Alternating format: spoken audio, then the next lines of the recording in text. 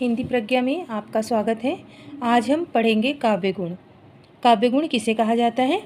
तो काव्य गुण जिस प्रकार किसी मनुष्य के बाह्य रूप, उसकी चाल ढाल, उसके व्यवहार को देखकर उसके गुणों का अनुमान लगाया जा सकता है, ठीक उसी प्रकार किसी भी काव्य के बाह्य स्वरूप को देखकर उसके गुणों को पहचाना जा सकता है कि यदि हम कोई काव्य पठन करते हैं तो हमें उसको पढ़कर उसके अर्थों को जानकर हमको समझ में आ जाएगा कि यह कौन से काव्य गुण में लिखा गया है।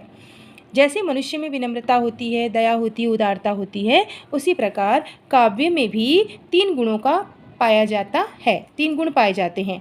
पहला है माधुर्य गुण, दूसरा है प्रसाद गुण, तीसरा है ओज गुण। तो अब सबसे पहले हम देखें कि ओज गुण किसे कहते हैं। कह सकते हैं कि जहाँ कविता को पढ़कर जोश उत्साह का भाव जागृत होता है। जोश और उत्साह का तात्पर्य हमें मालूम है, अवश्य ही वहाँ वीर रस का प्रयोग हुआ होगा। ओज का मतलब होता है तेजी, अर्थात जोश। जोश अच्छा, तेज, आभा, है ना। कविता में ऐसे हम कह सकते हैं कि कविता में जिस प्रकार थोड़ा कठोर वर्णों का प्रयोग होता है, जैसे ट, ठ, ड, ढ, इन वर्णों का प्रयोग इसमें पाया जाता है, तो इसे हम ओज गुण की श्रेणी में लेते हैं।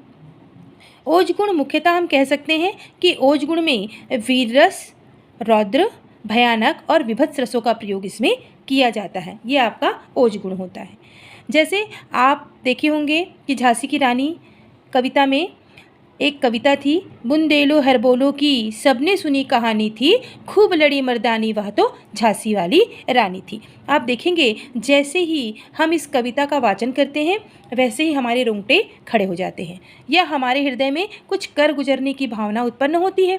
तो यही गुण जो होता है, यही तेज जो होता है, यही आभा जो होती है, यही जोश जो होता है, ओज गुण की श्रेणी में रखा जाता है।